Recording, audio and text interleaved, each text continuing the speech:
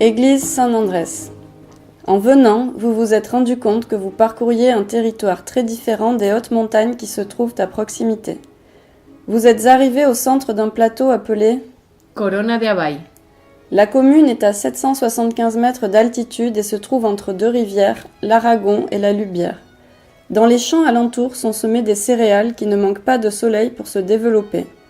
Nous savons que le village Abay existait en l'an 1030. Il existe de la documentation qui assure qu'en 1063, le roi Ramiro Ier donna l'église à la cathédrale de Jaca. Cependant, selon des sources fiables, cet événement serait faux. Apparemment, l'origine de cette erreur serait une falsification du XIIe siècle, dont l'objectif était d'octroyer légitimité à l'évêché de Jaca. À partir de 1834, Abay fut une municipalité indépendante à laquelle s'ajoutent différentes localités des alentours. Depuis 1963, elle appartient administrativement à Jaca. L'église devant laquelle vous vous trouvez a été bâtie au XIIe siècle. C'est un édifice roman qui par la suite a été profondément remanié, notamment au XVIe et XVIIIe siècle. Comment était l'édifice d'origine ? Si vous regardez l'église actuelle avec une certaine distance, il vous sera plus facile de suivre les explications. Il n'est pas nécessaire de sortir de l'enceinte, mais il est préférable que vous ayez une vision globale du bâtiment. L'église San Andrés avait un plan rectangulaire, une toiture en bois, un presbytérium et une abside semi-circulaire avec voûte en cul-de-four. L'abside était et est encore orientée à l'est. Au niveau du mur sud, adossé au presbytérium, se trouvait une petite pièce couverte d'une voûte en berceau qui finissait en une absidiole avec voûte en quart de sphère. Elle servait de base à une tour plus basse que la tour actuelle. L'église fut agrandie au XVIe siècle. Une nef est ajoutée côté nord et une autre au sud. Ces nefs annexes sont aussi longues que la principale mais plus étroites. Depuis, l'église a 3 nefs. Pour construire celle côté sud, le mur de la petite pièce qui servait de base à la tour a été prolongé vers le pied de l'église. Le chœur également a été élevé au pied de l'église.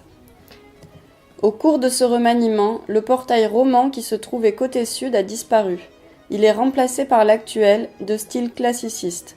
En vous approchant, vous pouvez voir une inscription dans le coin droit qui le date de 1575. Au XVIIIe siècle, l'église est à nouveau remaniée. Entre autres interventions, les nefs sont voûtées et la tour s'élève jusqu'à sa hauteur actuelle. À la fin des années 80, les habitants du village, l'association Sancho Ramirez et plusieurs organismes interviennent, réalisant une excellente restauration du bâtiment. Ils travaillent la structure, les toitures, les murs extérieurs et les espaces intérieurs. Pendant les travaux de restauration, plusieurs éléments romans ont été trouvés. 2 autels, 2 fragments d'une croix processionnelle également de style roman et la boîte de consécration de l'église.